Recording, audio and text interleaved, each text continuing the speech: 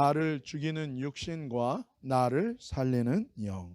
우리 스가랴서 6장 12절 말씀 한글 영어로 동시에 함께 읽겠습니다. 말하여 이르기를 만군의 여호와께서 이같이 말씀하시되 보라, 싹이라 이름하는 사람이 자기 곳에서 돋아나서 여호와의 전을 건축하리라. 아멘. 하나님께서 스가랴에게 8가지 환상을 주신 후에 이 6장에서는 이 결론에 해당하는 말씀을 하십니다.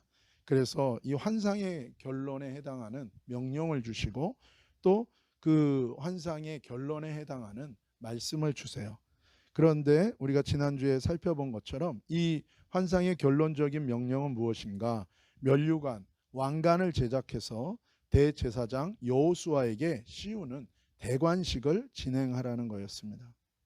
사실 이것은 궁극적으로 메시아이신 영원한 대제사장 되시고 우리의 왕 되시는 그 예수 그리스도의 앞으로 있을 대관식의 이 상징적인 의미를 예언적인 그 계시적인 세레모니를 하라고 하나님이 말씀하시는 것입니다. 예수님은 우리의 영원한 대제사장이 되십니다. 십자가에서 그 구원을 이루신 예수 그리스도를 통해 우리의 영원한 대제사장이 되시고 그분은 우리의 구원자가 되시는 거예요. 그리고 그분은 우리의 통치자가 되세요. 우리의 왕이 되십니다. 그래서 불의가 판을 치고 하나님 없는 의가 아니라 악이 뒤덮는 이 세상이 앞으로 아들의 나라, 하나님의 나라가 이 땅 가운데 세워지면서 그러면서 하나님의 의의 통치가 이 땅 가운데 실현되고 예수님이 오셔서 여기서 왕이 되실 거예요. 그리고 우리는 그 왕과 함께 다스리는 그 날이 우리에게 올 거라는 거예요. 하나님께서 이것을 상징적으로 말씀하신 것입니다.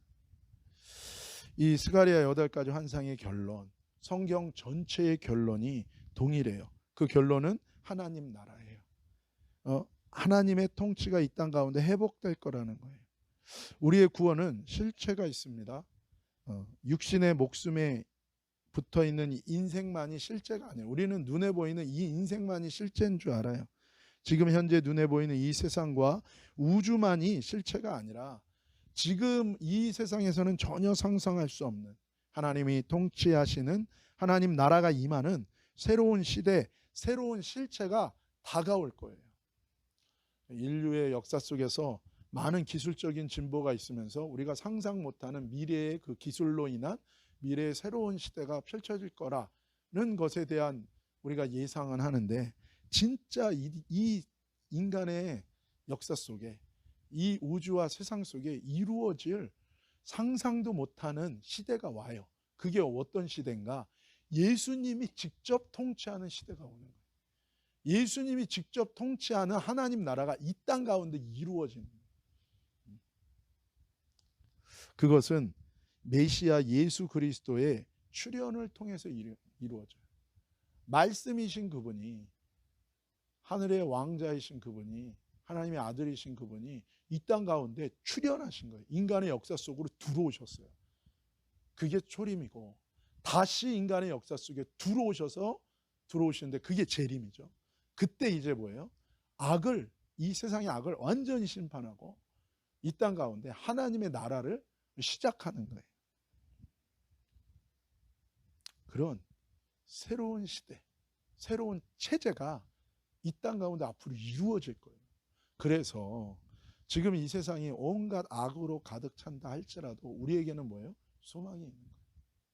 우리는 믿음을 가지고 어떻게 살아야 되는가? 믿음을 살면서 우리는 이 악이 점령한 속에서 우리는 핍박 가운데 죽을 수도 있어요.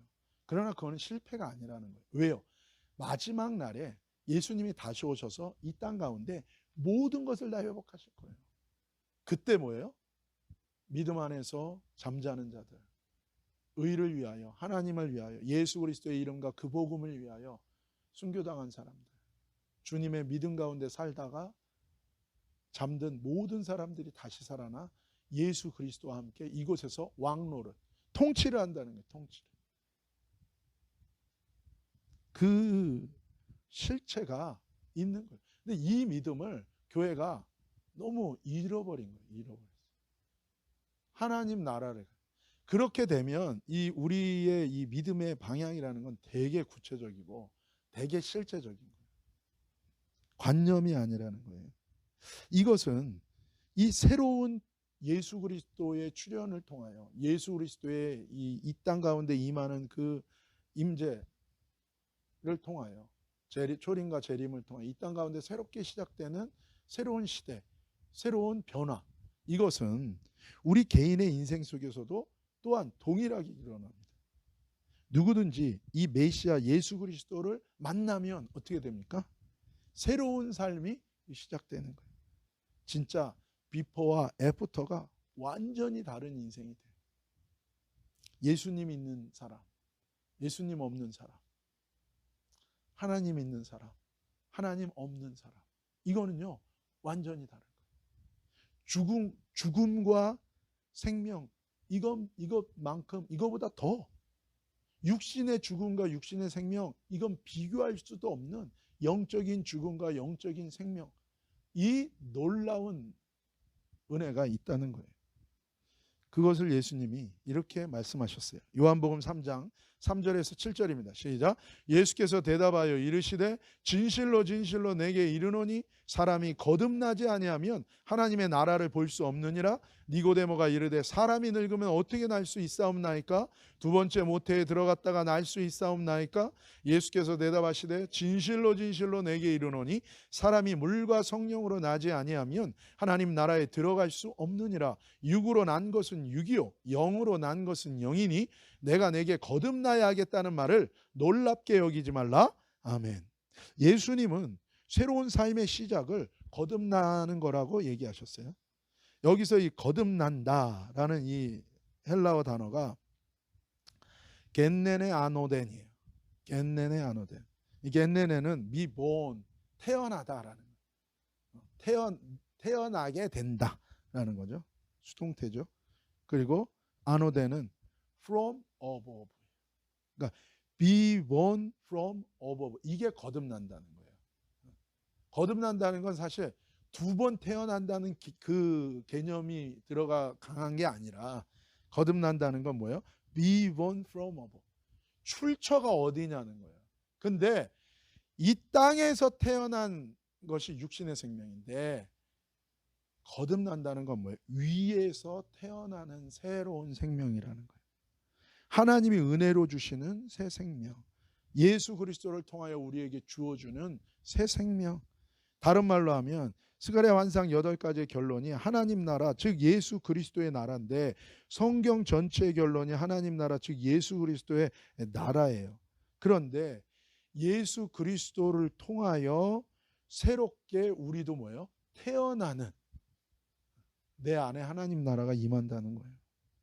그래서 개인의 삶에서도 새로운 태어난 거듭남의 역사가 있어요. 이게 누구를 통해서요? 회개하고 예수 그리스도의 믿음을 받은 자, 예수 그리스도를 만난 자, 그 마음 가운데 하나님의 은혜로 하나님의 빛이 비춰지고 예수 그리스도를 깨닫게 되고 예수 그리스도를 알게 되고 예수 그리스도를 만나는 자, 그 사람에게 뭐예요? 위로부터 태어나는 새로운 생명의 역사가 일어난다. 이거는요, 우리가 육신으로 태어나서 살던 삶에 내가 사는 나의 인생의 모든 질서하고는 완전히 다른 거예요. 새 마음을 갖게 되는 거고 완전히 변화받는 이 일이 우리 개인의 인생 속에서도 일어나게 된다는 거죠.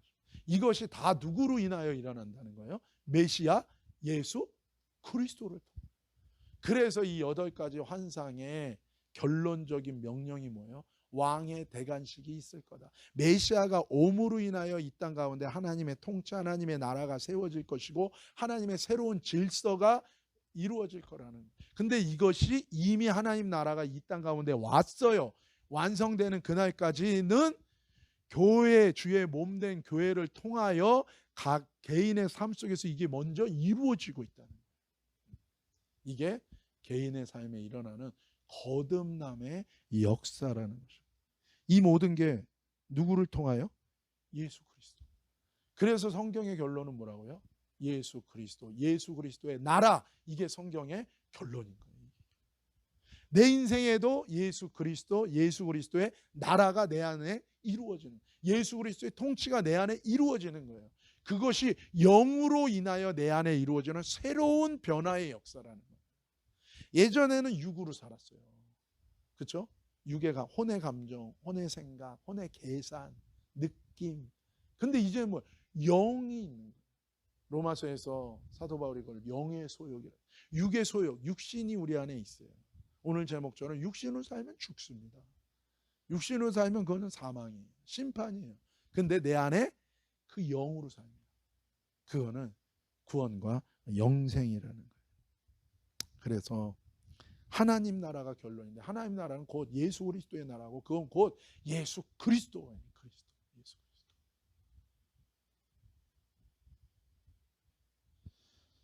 그래서 성경 전체가 증거하는 게 메시아 예수 그리스도를 증거한다는 거예요. 근데 이제 이게 교회에서는 연약한 고리인 거예요. 그냥 내가 천국 가는데 예수님이 나를 위해서 죽었다는 그 개념만 갖고 있는 거지, 예수 그리스도의 통치가 내 안에 이루어지고 예수 그리스도의 통치가 궁극적으로 이 땅 가운데 이루어진다는 개념으로까지는 연결이 안 되니까 신앙이 뭐예요? 종교적인 신앙에 머무르기가 참 쉬운 거예요. 그냥 내 인생의 어떤 필요를 만족하고 그냥 기도 응답되고 조금 나아가서 좋으면 뭐예요? 내세의 구원도 티켓도 받고, 이 정도 개념으로. 그게 아닌 거예요. 처음부터 우리의 구원이라는 건 예수 그리스도 안에서 뭐예요? 예수 그리스도의 새로운 통치와 나라가 내 안에 임하는 것이고, 이 땅 가운데 임할 그 나라를 바라보면서 우리가 그 나라를 위하여 믿음으로 헌신하고 살아가는 거라는 거예요.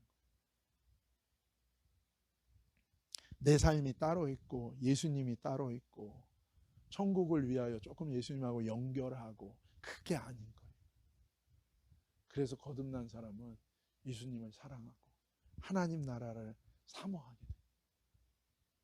근데 처음에는 거듭나면 영으로 거듭나잖아요. 그럼 그런 욕구가, 새로운 영적 욕구가 생겨요.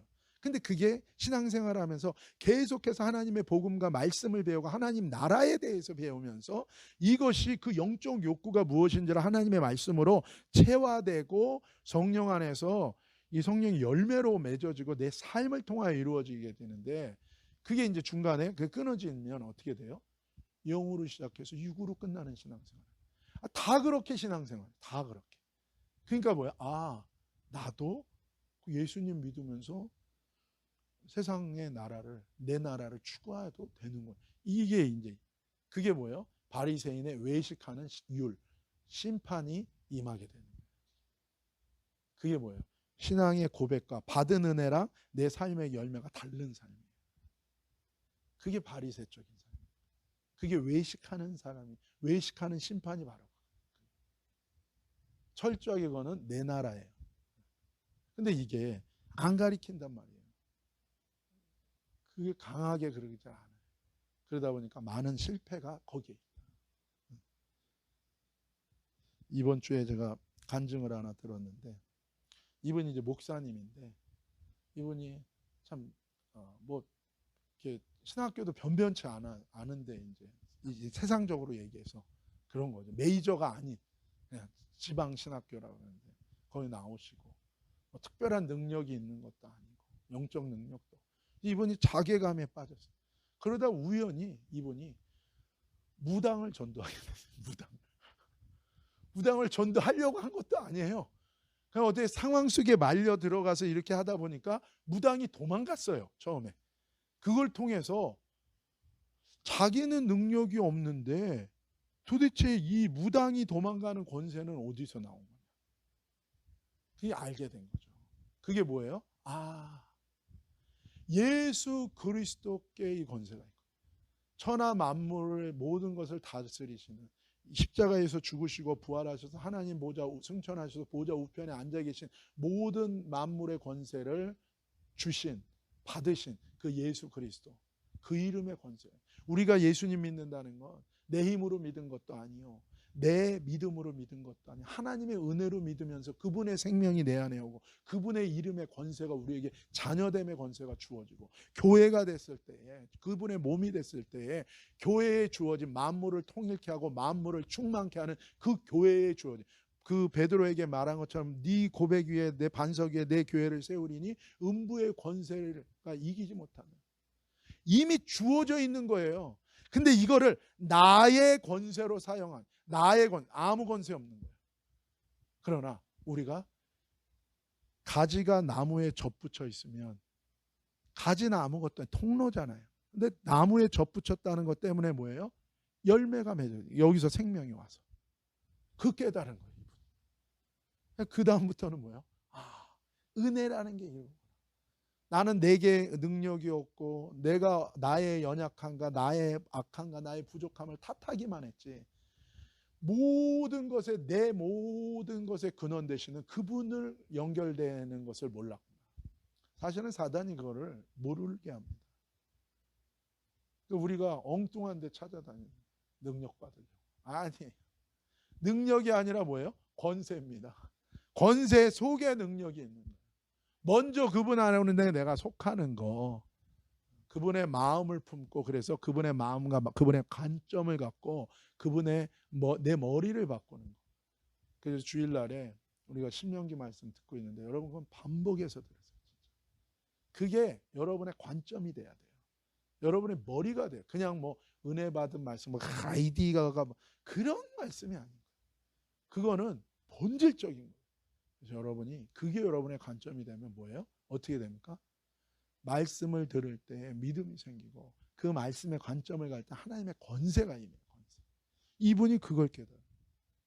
그 다음부터는 뭐 그냥 무당 전문 전도 목사님이 되셨어요. 무당 전문 목사님. 이분이 그래요. 자기도 처음에 막 무당집 가려면은 겁나 으스스하고. 그래서 이분이 지금은 뭐예요? 항상 가면 망치를 들고 간대요. 왜냐하면 그 우상을 깨야 되잖아요. 그 우상을 깰 때는 이분이 이제 깨주는. 대만에 가서 제가 선교 갔을 때도 항상 대만의 이제 목회자들의 주요한 일 중에 하나가 신방을 가잖아요. 새신자 신방을 가면 어떤 일을 갈 때는 항상 망치나 이런 걸 갖고 가요. 왜요? 집집마다 빠오빠오라 그래가지고 우상 재단들이 다 있는. 근데 이 사람들이 예수님을 믿었는데 아직 믿음이 연약하니까 그 권세를 모르니까 혹시나 이거 없애다가 귀신이 해할까 봐 겁이 나는 거예요. 그래서 자기 교구 목사님을 부르면 교구 목사님이 이제 신방 가면 뭐예요? 망치 갖고 와서 그 빠오빠오 부시는 거예요. 예수님의 이름으로. 여러분, 이 거듭나는 권세가 우리 안에 있다. 예수 그리스도를 우리가 모실 때, 그래서 예수 그리스도는 실체인 거예요. 실체. 밥이 나오냐? 아니에요, 여러분. 모든 내 생명이 여기 있어요. 모든 생명. 전도하다 보면 참 그런 분들을 많이 만나요. 당신의 모든 것이 하나님께로부터 왔습니다. 당신의 모든 것이 하나님의 은혜로 주어진 것입니다. 왜 그것을 당신 것인 것처럼 마치 당신이 주인인 것처럼 그렇게 속고 있습니까? 주인이신 그분께 돌아가십시오. 그때 당신의 인생의 모든 방황이 끝나고 그때 당신의 삶에 무너진 모든 것들이 회복될 겁니다. 그래서 예수 그리스도, 이게 이 권세, 이 이름의 권세는 실체입니다. 사랑하는 여러분, 저와 여러분이 이 메시아 예수 그리스도, 이 권세의 우리의 모든 것의 생명의 근원이요 우리의 권세 되시는 이분을 우리가 붙들고 우리 예수님께 집중하는 저와 여러분 되기를 예수님의 이름으로 축복합니다. 주의 몸된 교회는 머리 대신 그리스도만을 향하는 건데 우리가 예수 그리스도를 잃어버렸다면 다 잃어버린 거예요. 그러나 교회가 다 잃어버려도 예수님을 붙든다면 우리는 모든 것을 소유한 거예요. 우리는 실패한 거 아닙니다. 다 잃어버려도 우리가 예수 그리스도를 붙들 수 있다면 다 얻는 거예요.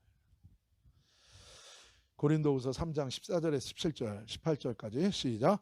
그러나 그들의 마음이 완고하여 오늘까지도 구약을 읽을 때 그 수건이 벗겨지지 아니하고 있으니 그 수건은 그리스도 안에서 없어질 것이라. 오늘까지 모세의 글을 읽을 때에 그 수건이 마음을 덮었도다. 그러나 언제든지 주께로 돌아가면 그 수건이 벗겨지리라. 주는 영이시니 주의 영이 계신 곳에는 자유가 있느니라. 우리가 다 그 수건을 벗은 얼굴로 거울을 보는 것 같이 주의 영광을 보며 그와 같은 형상으로 변화하여 영광에서 영광에 이르니 곧 주의 영으로 말미암으니라. 아멘. 14절에 보면 뭐라고 얘기합니까? 그들의 마음이 완고하여 오늘까지도 구약을 읽을 때 그 수건이 벗겨지지 않고 있으니 그 수건은 그리스도 안에서 없어질 것이라. 여러분, 유대인들이 구약 성경을 읽었어요. 근데도 뭐예요? 예수님 못 본 거예요. 왜 못 봤냐? 가려워졌다는 거예요. 왜 가려워졌냐? 마음이 완고했다는 거예요. 완고. 이 말은 바꿔 말하면 뭡니까? 구약 성경에 있는 모든 성경이 누구를 가리키고 누구를 말하고 있다는 거예요? 예수 그리스도를 얘기하고 있는 거예요. 모든 것은. 사도들이 이걸 깨달은 거예요. 이걸. 여러분, 오순절에 성령 받아서 가장 중요한 것은 무엇인가? 이걸 깨달은 거예요. 이걸.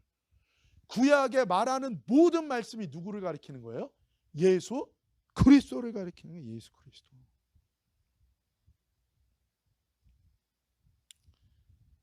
이들이 그걸 깨달은 거예요. 근데 마음이 완고하면 아무리 말씀을 봐도 예수 그리스도가 안 보이는 거예요. 단순히 지식적으로 구약에서는 예수 그리스도를 모형론적으로 상징적으로 비유적으로 요구절은 요거를 그 의미가 아니라 구약의 하나님의 말씀에서 예수 그리스도를 만나는 거예요. 실제로. 그게 이루어지지 않았다는 거예요. 왜요? 그들의 마음이 완고했다는 거예요. 자기 관점으로 뭐예요? 딱 변하지 않는 거예요. 회개하지 않고 자기 관점. 그랬을 때 말씀을 통하여서 예수 그리스도를 인격적으로 만나고 그 메시아 예수 그리스도가 나의 삶에 생명으로 오지 못했다고 얘기합니다. 그래서 15절에 오늘까지도 모세의 글을 읽을 때 수건이 그 마음을 덮었도다. 그러나 언제든지 주께로 돌아가면 그 수건이 벗겨지리라. 그러니까 회개하는 자에게 하나님이 뭐예요? 믿음을 주세요. 주는 영이시니 주의 영이 계신 곳에는 자유가 있느니라. 여러분, 영이라 그랬어요. 그러니까 문자에 갇히면 예수님이 안 보이는 거예요. 근데 그게 왜 그래요? 그 사람의 본체가 아직 육신에 매여 있다는 거예요. 육신에 매여 있다. 근데 영이 주의 영이 역사하면 뭐예요? 예수님을 만나고 볼 수 있게 된다는 거예요. 여러분, 이렇게 저와 여러분이 육신의 매인 자가 아니라 성령의 인도함을 받으면서 하나님의 말씀을 통해서 예수님을 만나고 예수 그리스도가 나의 인격적인 관계 속에서 그분과 내가 교제하고 그분 안에서 살아가는 저와 여러분 되기를 예수님의 이름으로 축복합니다. 그러면 삶의 문제 앞에서도 문제가 되지 않아요. 그러면 어떤 고난과 환난이 있어도 우리는 뭐예요? 주님과 함께 그것을 인내하고 뚫고 지나갈 수 있게 되는 것입니다. 우리가 육신적이라는 건 바로 그런 거예요. 주의 영이 내 안에 역사하면 예수님이 보여요. 알게 돼요. 인생의 동기와 목적과 초점과 방향이 예수님께로 딱 모아져요. 타락은 육신의 매인 게 이게 타락이에요. 거듭남은, 거룩은, 은혜는 예수님이 보이고 예수님의 가치를 알아보고 예수님을 따라 살고 싶은 내 안에 갈망이 생기는 거예요. 이것이 진짜 영적 생명의 삶인 것입니다. 그래서 여러분, 저와 여러분이 회복해야 되는 것은 무엇입니까? 계시록에 에베소 교회를 향해서 얘기해요. 너희가 지금 식었다는 거예요. 뭐가요? 첫사랑이 식었다. 그래서 어디서 떨어졌는지 너희를 돌아보아 회개하라고 얘기해요. 여러분, 저와 여러분의 마음이 주님을 향한 마음이 식었다는 거예요. 그래서 사도 바울은 뭐라고 얘기합니까? 예수님을, 하나님을 사랑하지 않는 자는 저주를 받을지어다. 바꿔 말하면 뭐예요? 예수님을 사랑하는 것이 뭐예요? 우리의 삶의 가장 큰 축복이요, 가장 큰 능력이라고 얘기해요. 하나님을 기뻐하는 것이 너의 삶의 큰 힘이라. 항상 기뻐하라. 뭐라고요? 이모션이 아니라 리액션. 항상 무슨 일을 만나든지 너희는 뭐야? 항상 기뻐하라는 건 뭐예요? 항상 무슨 일을 만나든지 먼저 하나님께 반응하라는. 근데 반응하라는 것이 두 가지가 있어요. 하나님께 물어보는 것도 반응하는 거예요. 그렇죠? 하나님, 이것이 하나님, 뭐가 하나님의 뜻입니까? 이것을 통해서 하나님 원하시는 것이 무엇입니까? asking 하는 것도 하나님께 반응하는 거예요. 그러나 또 하나 반응하는 거는 뭐냐면, 또 하나 반응하는 건 뭐냐면, 모든 것이 협력하여 선을 이루게 하실 하나님을 신뢰하는 거예요. 신뢰하는 거. 그게 진짜 하나님께 리액션하는 거예요. 하나님께 한마디로 뭐예요? 맡기는 겁니다. 주님, 회개할 것이 있다면 주님 저로 깨닫게 하여 주시고, 하나님 내가 인내해야 될 것이 있다면 하나님 내가 인내할 믿음을 주시고, 하나님 내가 하나님 이 길을 가야 되는데 감당할 힘이 없습니다. 그렇다면 하나님 내게 힘 주시고 모든 것은 다 주님께 맡깁니다. 그게 뭐예요? 그 상황 속에서 하나님 이것은 왜 그렇습니까? 물어보는 것도 리액션이에요. 그러나 또 하나는 뭐라고요? 그 상황 속에서 하나님을 트러스트하는 거예요. 하나님께 뭐예요? 맡기는 거예요. 모든 것을. 그것도 하나님께 리액션하는 거예요. 그때 뭐예요? 하나님이 하세요. 그때 하나님이 하세요.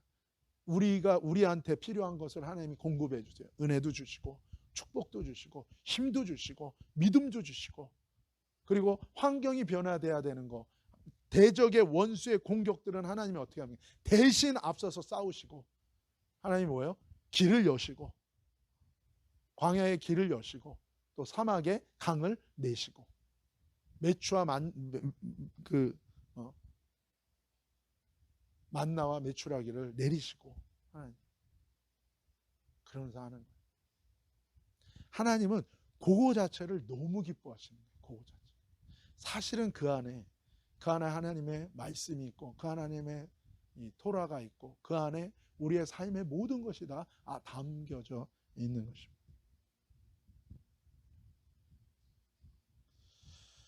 요한복음 6장 63절 시작. 살리는 것은 영이니 육은 무익하니라. 내가 너희에게 이른 말은 영이요 생명이라. 아멘. 육신의 생명은 반드시 심판과 죽음이지만 하늘에서 내려오는 예수님으로 인한 생명과 영적 생명은 구원과 생명인 것입니다. 그래서 항상 나의 관점으로 반응하지 않고 영이신, 그리고 예수 그리스도, 그분의 관점으로 우리가 반응하고 그분께 의뢰하고 그분을 의지하는 게, 그게 중요하다는 거예요. 고린도전서 15장 45절 시작. 기록된 바 첫사람 아담은 생명이 되었다함과 같이 마지막 아담은 살려주는 영이 되었나니. 흑에서 시작한 아담의 생명은 생명, 혼, 푸시케라 그래요. 이거는 죽을 목숨이에요. 죽음으로 끝나는 생명이에요. 이거는 육신에. 그러나 마지막 아담 대신 예수님은 뭐예요? 푸뉴마입니다. 이건 살려주는 영. 이게 진짜 영적인 생명입니다. 그러니까 우리 안에는 뭐 육신의 생명이 있고 육신이 있는 거예요. 그래서 여러분, 육신은요 개선이 안 됩니다. 그거는 육신으로는요 아무리 잘하려고 해도요 결국에는 하나님 말씀 못 지켜요. 우리가 육신의 존재라는 걸 기억해야 돼요. 그래서 뭐예요? 육신은 어떻게 해야 됩니까? 개선하는 게 아니라 죽어야 되는 거예요. 나는 죽을 존재. 이걸 우리가 안다면 사람을 쉽게 정죄할 필요가 없고, 이걸 내가 안다면 내가 교만할 필요도 없고 고집 부릴 필요도 없고 사람들한테 내가 영적으로 보이려고 노력할 필요도 없는 거예요. 왜요? 내 안에 뭐가 있어요? 육신이 있거든요. 그러니까 나는 안 되는 게 내 안에 있는 거예요. 그러니까 내 안에 있는 그 육신을 따라가지 말고 그거를 인정하고, 우리는 육신에 반응하는 게 아니라 뭐예요? 죄에 대하여는 죽은 자로 여기고 뭐예요? 하나님께는 산 자로 여기라는 게 그거예요.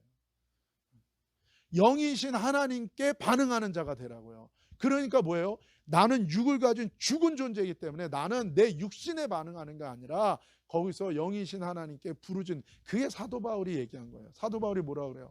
오호라 나는 그냥 육신을 갖고 있어서 하나님 앞에 굴복도 안 하고 복종도 안 되는 거예요, 이게. 그러니까 거기서 자신의 육신은 안 된다는 거예요. 그래서 거기서 뭐예요? 누가 나를 이 사망의 몸에서 건져주냐.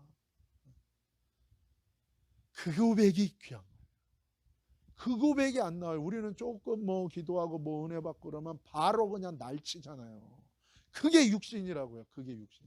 또 그거는 뭐야? 자기 자아로 가는 거예요. 그거는 주님을 온전하니 의리하는 마음이 아니에요. 그걸 흔히 이제 우리가 날친다고 그러잖아요. 벌써 딱 보면 이게 올라와요. 그래서 막 날치고 부산스럽고 수선스럽고 시끄러워. 막 이 태도가 염선한 태도가 아니라 그럴 때는 어떻게 해야 된다고요? 이 게임 두더지 나오는 것처럼 나올 때 어떻게 해줘야 돼요? 좀 눌러줘야 돼. 눌러줘야 돼. 내 안에 그게 올라올 때 우리가 딱 알아야 돼요. 아, 이게 벌써 내가 날치는 마음이야. 그러니까 육신은요, 조금 날면 막 날치고 또 되면 뭐야? 또 자기 정죄에 빠져가지고 또 둘러놓고 뭐 아니면 도예요. 육신은. 그러니까 사단은 항상 뭐예요? 또 우리를 막 정죄해가지고 우리를 막 또 그냥 넘어뜨리고. 그러니까 자기 연민에 빠지고 자기 정죄에 빠져서 하나님을 안 보는 것도 죄예요. 그것도 믿음 없는 거예요. 그것도. 왜냐면 내 육신은 뭐야? 그냥 죽자, 그냥 슬퍼하자, 자기 연민, 자기 정죄. 이것도 또 육신의 부정적인 면이고, 또 하나는 또 뭐예요? 조금 그러면 막 올라가고 막 주님이 했어요. 그런데 분명히 입으로는 주님이 했어요. 그런데 뭐야? 뒤에 나오는 메아리는 뭘로 들려? 내가 했어요. 사실은. 이게 우리 육신, 우리 육신. 그래서 주님이 그러는 거예요. 너희는 너 자신을 의지하지 마라. 너의 관점을 따라가지 마라.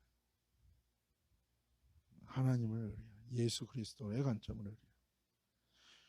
로마서 8장 4절에서 8절입니다. 육신을 따르지 않고 그 영을 따라 행하는 우리에게 율법의 요구가 이루어지게 하려 하심이니라. 육신을 따르는 자는 육신의 일을, 영을 따르는 자는 영의 일을 생각하나니 육신의 생각은 사망이요 영의 생각은 생명과 평안이니라. 육신의 생각은 하나님과 원수가 되나니 이는 하나님의 법에 굴복하지 아니할 뿐 아니라 할 수도 없음이라. 육신에 있는 자들은 하나님을 기쁘시게 할 수 없는. 우리가 한 가지 좀 생각해야 되는 게 뭐냐면, 이 영과 육신이라고 할 때, 영이라고 했을 때 우리는 이거를 신비한 어떤 그 4차원적인 신비한 어떤 그런 4차원의 세계, 그런 걸 얘기하는 걸로 영을 생각하기 때문에 항상 헷갈리는 거예요. 영이, 성경에서 말하는 영이라는 건 뭐라고요? 영적인 거라는 건 뭐예요? 철저하게 내게 속한 게 아니라 누구에게 속한 거예요? 하나님께 속한 걸 영적이라 그러는 거예요. 그래서 영이라고 다 믿지 말라고요. 그게 어디로부터 나왔느냐에 따라 다르다고요. 그 영의 출처가 하나님에게서 나온 영이면 뭐예요? 그거 진짜 영적인 거예요. 그러나 하나님께로부터 나오지 않은 영은 뭐예요? 그건 육신의 영이에요. 그건 육신의 영. 물론 영과 육, 이 3차원 물질과 영적인 존재라는 것도 나눠지죠. 그러나 여기서 얘기하는, 성경에서 얘기하는 육신과 영을 나눌 때 그 핵심은 뭐냐면, 단지 3차원과 4차원의 이 물질적인 것과 영적인 것의 구분으로 얘기하면 안 돼요. 그게 아니에요. 하나님께 속한 것이 영이에요. 그리고 내 안에, 내게 육신에 속한 것, 이것과 하나님께 속한 것이 구분된다는 거예요. 근데 우리는 항상 내 안에 있는 육신을 따라가려고 한다고요. 내가 중심이 되고, 그게 이제 표현될 때 뭐예요? 내가 머리가 되는 거고, 내 관점인 거고, 항상 내 중심적으로 살려고 하는 거죠. 육신은. 그러면 마귀의 딱 노예가 되고 죄의 노예가 딱 되는 거예요. 왜냐하면 육신으로는 하나님을 기쁘게 할 수 없고, 육신으로는 하나님과 원수가 되고, 육신으로 뭐야? 하나님의 법에 굴복하지 않고 굴복할 수도 없고, 육신은 생각은 사망이기 때문에. 그리고 육신의 일을 계속 열매만. 그래서 내 안에 육신과 영을 따라간다는 거는 내 안에 내 관점을, 내 것을 내려놓고 하나님의 관점, 하나님의 말씀을 내 안에 받아들이고 거기에 반응하는 거예요.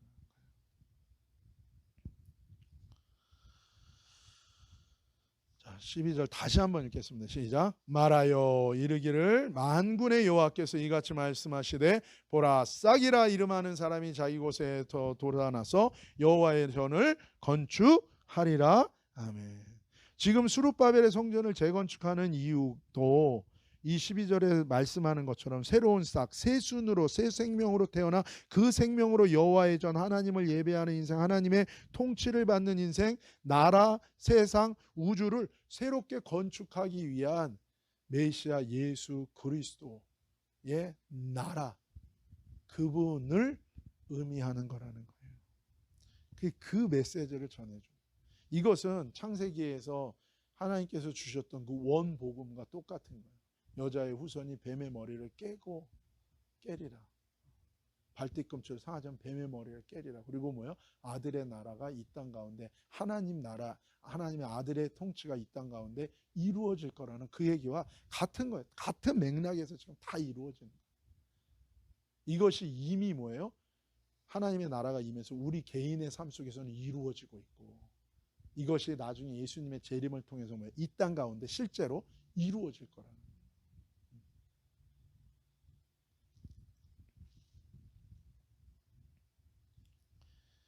그래서 우리 인생 가운데 우리가 예수님을 모시게 되고 예수님이 우리 삶에 오시게 되면 우리가 성전되어 하나님의 영으로 충만해지고 인도함을 받아 하나님을 예배하고 하나님의 통치를 받아 하나님의 뜻이 이루어지는 인생이 된다는 거예요. 그래서 수룹바벨 성전을 재건축하는 것은 단순히 어떤 종교적인 성전을 건축하는 의미가 아니라 하나님의 통치가 다시금 임하는 것에 대한 상징적인 의미라는 것입니다. 이사야서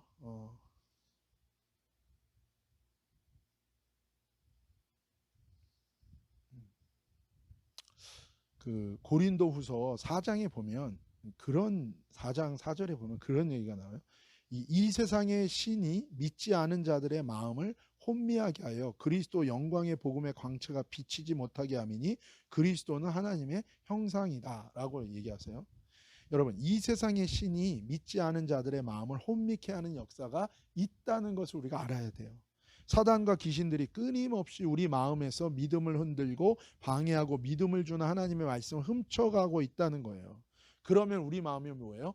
혼미케 된다는 거예요. 믿음이 흔들리고 시선이 흔들리고 초점이 흔들리고 딴 생각에 빠지고 딴 감정에 빠지고 우리의 의지가 실종되고 엉뚱한 욕심과 탐욕에 매인 의지가 오작동하게 된다는 거예요. 그렇게 되면 방황하고 타락하게 된다는 거예요. 예수님이 안 보이고 예수님이 생각나지 않게 돼요. 하나님의 형상 이 시기에 예수님을 잊어버린다는 건 곧 하나님을 잃어버리고 하나님을 잊어버린다는 것을 의미하게 되는 것입니다. 그때 우리의 영적 상태는 뭐예요? 메말라 버리는 거예요. 하나님의 생수의 우리의 생수의 근원 대신 하나님을 놓치게 되는 거예요. 차단되는 거예요. 그럼 우리의 삶이요 드라이해지는 거예요. 그래서 여러분, 지옥의 특징이 뭡니까? 지옥의 특징은 목마른 것이에요. 목마른 것. 그리고 우리는 5절에 보면 이렇게 얘기해요. 우리는 우리를 전파하는 것이 아니라 오직 예수 그리스도의 주 되신 것과 또 예수를 위하여 우리가 너희의 종된 것을 전파한다. 그러니까 무엇을 전하는가? 예수 그리스도를 전하는 거예요.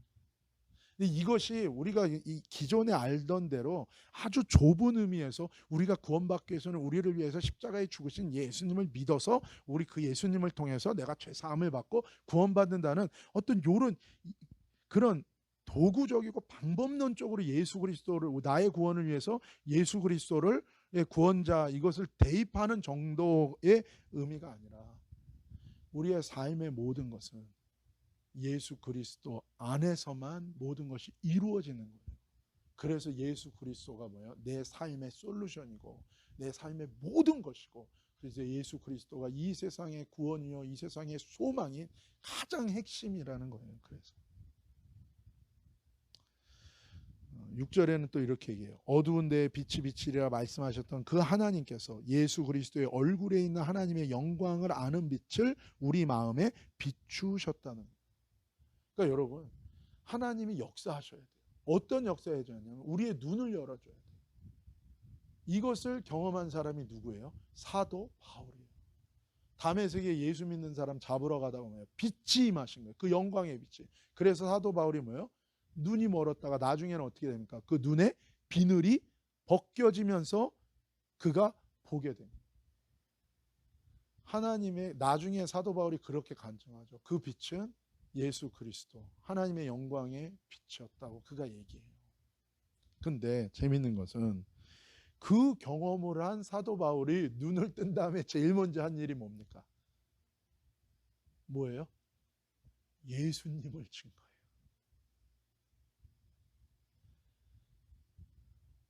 왜 예수를 증거하는가? 우리의 어두웠던 마음에 하나님의 예수 그리스도 얼굴에 있는 하나님의 영광을 아는 빛이 우리 마음 가운데 비춰서 우리의 가리워졌던 눈이 열리게 될 때 우리는 뭐예요? 모든 말씀이 예수 그리스도를 향한다는 걸 알아요. 그리고 내 영혼의 모든 삶의 근원이 예수 그리스도라는 걸 알게 되는 거예요. 그래서 내가 증거하고 내가 자랑하는 것은 이제 누구밖에 없는 거예요? 예수 그리스도밖에 없는 거예요. 예수밖에 없는 거예요. 그래서 사도 바울도 뭐예요? 눈 뜨자마자 제일 먼저 한 일이 뭡니까? 바로 구약의 모든 모세의 율법과 모든 선지자의 글과 모든 시편에서 말한 그분이 바로 예수님이다. 이걸 증거한 거예요. 이걸 증거. 우리가 전혀 하나님을 모르는 사람들한테도 이것을 증거할 수 있는 거예요. 당신의 삶의 근원, 당신의 인생의 근원, 어디서 왔다 어디로 갈지 모르는 당신의 삶의 근원 누구신가? 예수 그리스도라는 거예요. 우리가 이걸 선포할 때 예수 그리스도 얼굴에 있는 하나님의 영광이 아는 빛을 그 영혼에게 성령님이 비춰주면 어떻게 되는 거예요? 그 영혼은 예수님을 만나게 되는 거예요. 우리 안에 여러분 이 빛이 날마다 비춰지기를 예수님의 이름으로 축복합니다. 그때 우리가 뭐예요? 육신의 메인 인생이 아니라 하나님의 메인 인생으로 살아갈 수 있는 영적인 삶을 사는 거예요. 우리가 예배 때 이 영광의 빛을 받는 거예요. 그래서 예배가 중요한 것입니다. 정말로 하나님 우리가 예배 때 하나님의 영광. 이번에 팬데믹 지나면서 어떤 분한테 제가 전화를 받았는데 그분이 삶에 참 예전에는 상상도 못한 일이 일어났어요. 근데 그 일 앞에서 자기의 마음과 자기 주변의 환경을 보면서 참 이전에 상상도 못할 그런 일이 일어난 거예요. 근데 이분이 저한테 그 얘기를 해요. 그 원인이 뭔가 이 대면 예배를 잃어버린 거예요. 대면 예배를. 그냥 온라인으로 드리다가 나중에 그냥 또 주변에 그냥 가족들하고 얘기하다가 그냥 계속 온라인으로 드리자.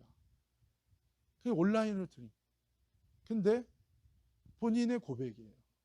그러다 보니까 이 예배에서 이 예배 때마다 하나님이 이 빛을 비춰주는 거예요. 예수 그리스도 얼굴에 있는 하나님의 영광을 아는 빛을 비춰주거든요. 예배를 통해서. 근데 그거가 끊어진 거예요. 끊어진 거예요. 이분이 그래요. 자기 삶에 일어난 이 모든 일들의 원인을 이분이 얘기하는데 뭐냐면 자기가 대면 예배를 잃어버린 거예요. 정한 장소에서 정한 시간에 모여서 예배드리는 그것이 예배입니다, 여러분. 바이러스 무서워서 예배 못 드리는 거는 큰 손해예요. 큰 손해. 수십 년 동안 신앙생활한 권사님들이 그러잖아요. 벌써 예배드리는 자세가 달라집니다. 이 예배 하나님이 이 은혜를 주죠. 우리가 복음을 증거할 때 이 빛을 보는 거예요. 그래서요, 복음을 증거할 때 전하는 자가 누리는 축복이 뭐냐면요, 이 빛을 봐요. 이 빛을 자신도 경험하고 이 빛이 다른 사람에게 역사하는 걸 보는 거예요. 그래서 그 기쁨이 있어요. 그 기쁨이. 그리고 그 살아계신 하나님에 대한 역사하시는 것에 대한 그 임재를 경험하는 거예요. 우리 마지막으로 이사야서 11장 1절에서 5절 같이 읽겠습니다. 시작. 이새의 줄기에서 한 싹이 나며 그 뿌리에서 한 가지가 나서 결실할 것이요 그의 위에 여호와의 영 곧 지혜와 총명의 영이요 모략과 재능의 영이요 지식과 여호와를 경외하는 영이 강림하시리니 그가 여호와를 경외함으로 즐거움을 삼을 것이며 그의 눈에 보이는 대로 심판하지 아니하며 그의 귀에 들리는 대로 판단하지 아니하며 공의로 가난한 자를 심판하며 정직으로 세상에 겸손한 자를 판단할 것이며 그의 입에 막대기로 세상을 치며 그의 입술의 기운으로 악인을 죽일 것이며 아멘. 이 이사야서에서도 세순 되시는 예수님에 대해서 동일하게 얘기합니다. 여자의 후손으로 오시리라 하신 그 메시아 예수님, 결국 새로운 이 새순으로 오셔서 나셔서 뿌리가 놓이고 가지가 나고 결실과 열매를 맺게 된다는 거예요. 그래서 하나님의 말씀은 지금 계속해서 성취되어져 가는 거예요. 지금 그 하나님께서 주셨던 모든 언약은 다 성취되어져 가는데, 그것이 어떤 걸로 열매 맺는가? 메시아 예수 그리스도의 나라로 열매 맺는 거고, 예수님의 완전한 통치가 이 땅 가운데 이루어지는 걸로 열매 맺는 거고, 저와 여러분의 삶을 통해서 성령의 열매가 맺어지고 하나님의 말씀이 저와 여러분의 삶을 통해서 이루어지는 것을 통해서 열매 맺어 가게 된다는 것입니다. 하나님의 영으로 충만하셔서 하나님 경외하시고 공의로 통치하셔서 악을 심판하시고 의로 구원하신다는 거예요. 사랑하는 여러분, 이 예수님의 손길과 통치가 지금 이 땅 가운데 임하고 있고, 마지막 날에 그 나라가 이 땅 가운데 세워질 것입니다. 그리고 우리 안에 이 예수님의 손길과 그 통치가 이루어져요. 보라, 지금은 은혜 받을 만한 때요, 보라, 지금은 구원의 날이라. 여러분, 저와 여러분의 삶 속에서 이 예수님의 손길, 예수님의 통치 가운데 하루하루 살아가기를 예수님의 이름으로 축복합니다. 어떤 문제 앞에서도, 나의 연약함과 나의 완악함과 나의 패역함 속에서도 다시금 주님 앞에 돌아가는 거예요. 주님, 내가 주님 안에 있습니까? 내가 주님 밖에 있습니까? 주님, 내가 주님의 마음과 주님의 관점을 품고 있습니까? 아니면 나의 마음과 나의 관점을 품고 있습니까? 주님, 누가 지금 나의 머리입니까? 우리가 끊임없이 이것을 물어보면서 매일매일의 삶 속에서 예수님의 그 손길과 통치 가운데로 우리가 들어가는 거예요. 그분을 사모하는 거예요. 그분을 바라보는 거예요. 교회는 무엇입니까? 우리의 머리 대신 예수님을 바라보는 거예요. 우리는 마라나타, 아멘 주 예수여 어서 오시옵소서. 나의 신랑 되신 예수님 기다립니다. 주신 은혜 받아 나를 위해, 나의 나라 위해 살지 않고 주님의 나라를 위해 살 때 우리 안에 뭐예요? 하나님 주시는 생수가 날마다 우리 배에서부터 흘러넘칠 거예요. 그럴 때 여러분, 주님이 날마다 우리에게 뭐예요? 그 기름을 차고 더 넘치게 부어주실 거예요. 엘리야와 사렙다 가부가 그 가뭄의 시기에 뭐예요? 그 떡반죽 그릇, 밀가루 떡반죽 그릇에 뭐예요? 밀가루가 떨어지지 않았어요. 그 기름이 떨어지지 않았어요. 이것은 마태복음의 지혜로운 다섯 처녀, 어리석은 다섯 처녀하고도 연결되는 거예요, 여러분. 똑같아요. 똑같아요. 주님을 온전히 의뢰하는 자, 반드시 주님이 뭐예요? 기름이 떨어지지 아니하게 하는, 없는 것 같은데 흘러나. 나는 연약한데 어떻게 나로 하여금 뭐예요? 믿음으로 살게 해요. 우리의 육신은 안 된다는 거 깨닫고 내가 실패하면 뭐야? 아, 나는 육신이구나. 나는 소망 없구나. 다시 나를 부인하고 주님을 붙드는 거예요. 그럴 때 뭐예요? 마귀의 정죄에 빠지지도 않고 자기 교만에, 자기 의에 빠지지도 않고 날마다, 그럴 때 저와 여러분은 주님 안에서 성숙해져 가는 거예요. 너무너무 하나님 보시기에 귀하고 아름다운 모습. 그때 하나님의 말씀이, 하나님의 마음이 저와 여러분의 삶 가운데 이루어지는 놀라운 은혜가 임할 줄로 믿습니다. 원수가 친구가 되든지 아니면 뭐예요? 하나님이 너를 저주하는 자를 내가 저주하고 너를 축복하는 자를 내가 축복하는, 이 은혜와 축복의 언약의 축복이 우리 삶 가운데 임하게 되는 거예요. 사랑하는 여러분, 우리가 믿음을 갖기를 예수님의 이름으로 축복합니다. 우리가 소망을 갖기를 예수님의 이름으로 축복합니다. 우리가 하나님의 사랑의 법을 성취하는 그 소망과 믿음과 하나님의 놀라운 역사를 우리가 소망하면서 이번 한 주간도 주님과 동행하고 승리하는 저와 여러분 되시기를 예수님의 이름으로 축복합니다. 기도하시겠습니다. 거룩하신 아버지 하나님, 감사합니다. 하루하루 믿음으로 주님 주신 그 생명을 따라 믿음으로 살려고 아버지 하나님 정말 스트러글 하면서 믿음의 선한 싸움을 싸우고 삶의 여러 가지 가슴 아픈 일들 속에서도 아버지 하나님 주신 믿음을 붙들고 기도하고 믿음으로 선포하고 하나님 주셨던 말씀을 붙들고 인내하며 싸우며 나아가는 우리 사랑하는 형제 자매들을 하나님 축복하여 주시고 기억하여 주시고 하나님 인도하여 주옵소서. 하나님 아버지, 새순이 돋아나 가지를 내며 열매를 맺고 여호와의 전을 건축하시며 이 땅 가운데 하나님의 나라를 이루실 메시아 예수 그리스도를 우리가 바라보고 이미 우리 안에 선한 일을 시작하신 그 예수 그리스도를 바라보고 끝까지 믿음으로 주님을 의뢰하고 나아갈 때에 하나님, 날마다 우리의 배에서 생수의 강이 흘러넘치게 하여 주시고 기름이 떨어지지 않게 하여 주시고 우리의 삶의 모든 것들을 다스리시고 채우시고 충만케 하시고 통일케 하시고 인도하시고 거룩하게 하시는 하나님의 은혜와 축복이 넘치는 이기는 승리하는 한 주간 되게 하여 주옵소서. 거룩하신 예수님의 이름으로 감사하며 찬양하며 기도 올리옵나이다. 아멘.